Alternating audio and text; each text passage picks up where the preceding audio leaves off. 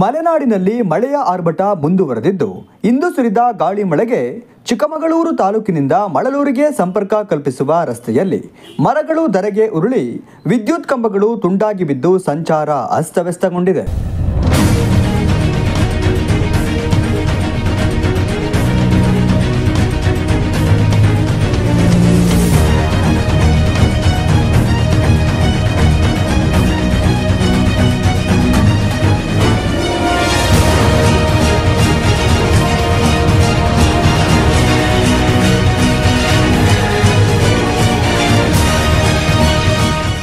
ಕೂಡಲೇ ಗ್ರಾಮಸ್ಥರು ಮೆಸ್ಕಾಂ ಇಲಾಖೆ ಅಧಿಕಾರಿಗಳಿಗೆ ವಿಚಾರ ತಿಳಿಸಿದ್ದು, ವಿಷಯ ತಿಳಿಯುತ್ತಿದ್ದಂತೆ ಮೆಸ್ಕಾಂ ಇಲಾಖೆ ಸಿಬ್ಬಂದಿಗಳು ಸ್ಥಳಕ್ಕೆ ಆಗಮಿಸಿ ವಿದ್ಯುತ್ ತಂತಿಯ ಮೇಲೆ ಹಾಗೂ ರಸ್ತೆಗೆ ಅಡ್ಡಲಾಗಿ ಬಿದ್ದಿರುವ ಮರವನ್ನು ತೆರವುಗೊಳಿಸಿ ಸುಗಮ ಸಂಚಾರಕ್ಕೆ ಅನುವು ಮಾಡಿಕೊಟ್ಟರು.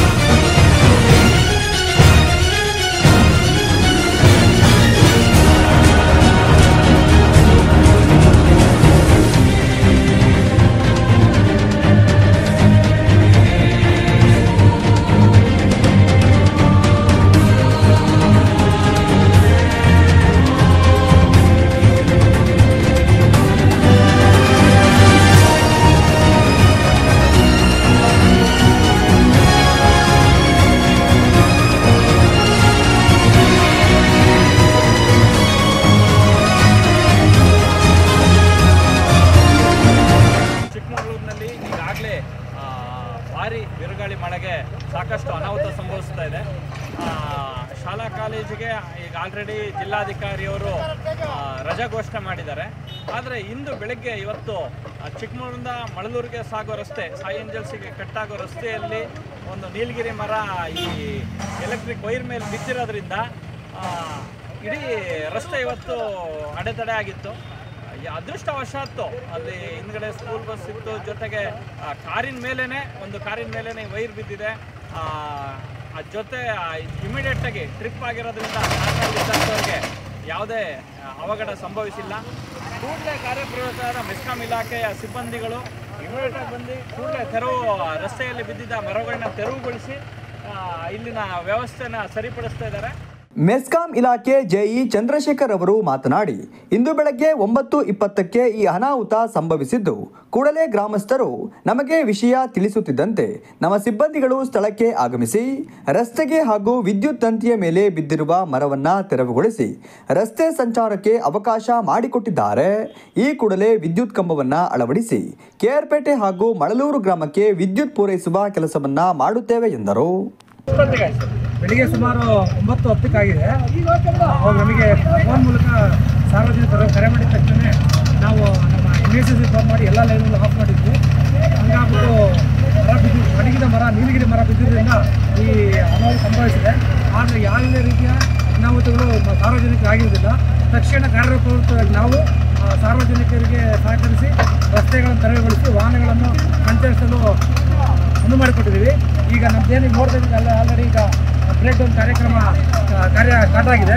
ಇನ್ನು ಕೆಲವೇ ಮಧ್ಯಾಹ್ನ ಜೊತೆಗೆ ನಾವು ಮಳಲೂರು ಮತ್ತು ಕೆಆರ್ಪೇಟೆ ಗ್ರಾಮಕ್ಕೆ ಕರೆಂಟ್ ಕೊಡೋ ವ್ಯವಸ್ಥೆಯನ್ನು ಇಮಿಡಿಯೇಟ್ ತುರ್ತಾಗಿ ಮಾಡ್ತೀವಿ.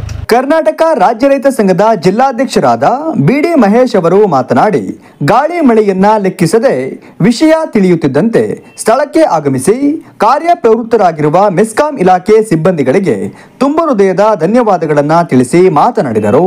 ಮೆಸ್ಕಾಂ ಏನಿದೆ ನಮ್ಮ ವಿದ್ಯುತ್ ಒಂದು ಗ್ರಾಮಾಂತರ ಪ್ರದೇಶಕ್ಕೆ ಕೊಡ್ತಾ ಇರುವಂಥ ಲೈನ್ಗಳು ಈ ಮಳೆಗಾಲದಿಂದ ಮತ್ತು ಈ ಮರಗಿಡಗಳಿಂದ ಅಡೆತಡೆಯಾಗಿ ಸುಮಾರು ವರ್ಷಗಳಿಂದನೂ ಕೂಡ ವಿದ್ಯುತ್ ಅಭಾವ, ಜೊತೆಗೆ ಲೈನ್ಗಳು ಮೇಲೆ ಮರಗಳು ಬೀಳೋದು ಇದ್ದಕ್ಕಿದ್ದಂಗೆ ಇವತ್ತಾಗಿರೋಂಥ ಪರಿಸ್ಥಿತಿ ನೋಡಿದರೆ ಇಷ್ಟು ದೊಡ್ಡ ಲೈನು ಅದ್ರ ಮೇಲೆ ಮರ ಬಿದ್ದು ಲೈನ್ ಕಟ್ಟಾಗಿದೆ.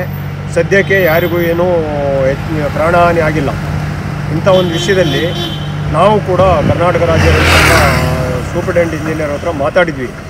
ಏನು ನಿಮ್ಮ ಲೈನು ಅರಣ್ಯದೊಳಗಡೆ ಹೋಗಿದೆಯಾ ಅಥವಾ ರೈತರ ಜಮೀನಲ್ಲಿ ಹೋಗಿದೆಯಾ ಅಂಥ ಮರಗಳೇನಾದ್ರು ತೆಗೆಸುವಂಥ ಇದ್ದಿದ್ದರೆ ನಮ್ಮ ಸಹಕಾರನೂ ತಗೊಳ್ಳಿ ಅಂತ. ಆದರೆ ಅರಣ್ಯ ಇಲಾಖೆಗೆ ಒಂದು ಲೆಟ್ರ್ ಕೂಡ ಕೊಟ್ಟಿದ್ವಿ ನಾವು ಮೆಸ್ಕಾಂ ಇಲಾಖೆಯವರಿಂದ. ನಿಮ್ಮ ಅರಣ್ಯದೊಳಗಡೆ ಎಲ್ಲಿ ಲೈನ್ ಹೋಗಿದೆ ಅಲ್ಲಿ ನಿಮ್ಮ ಮರಗಳನ್ನು ತೆರವು ಮಾಡಿಸ್ಕೊಡ್ಬೇಕು. ಬೆಲೆ ಬಾಳೋ ಮರ ಅಂತಲ್ಲ, ಸಾಮಾನ್ಯವಾಗಿ ಜಂಗಲ್ ವುಡ್ ಯಾವುದಂತ ಅವನ್ನ ತೆರವು ಮಾಡಿಸ್ಕೊಟ್ಟು ಅವರಿಗೆ ಲೈನನ್ನು ತಗೊಂಡೋಗೋದಕ್ಕೆ ಅವಕಾಶ ಮಾಡಿಕೊಡ್ಬೇಕು ಅಂತ ನಾವು ಕೇಳಿದ್ವಿ. ಇದೇ ರೀತಿ ಚಿಕ್ಕಮಗಳೂರು ಜಿಲ್ಲೆಯ ಅನೇಕ ಭಾಗದಲ್ಲಿ ವಿದ್ಯುತ್ ತಂತಿಯ ಮೇಲೆ ಮರದ ಕೊಂಬೆಗಳು ಬಂದಿದ್ದು, ಇವುಗಳನ್ನು ಕೂಡ ಆದಷ್ಟು ಬೇಗ ಅರಣ್ಯ ಇಲಾಖೆ ತೆರವುಗೊಳಿಸಬೇಕು ಎಂದು ಸಾರ್ವಜನಿಕರು ಒತ್ತಾಯಿಸಿದ್ದಾರೆ.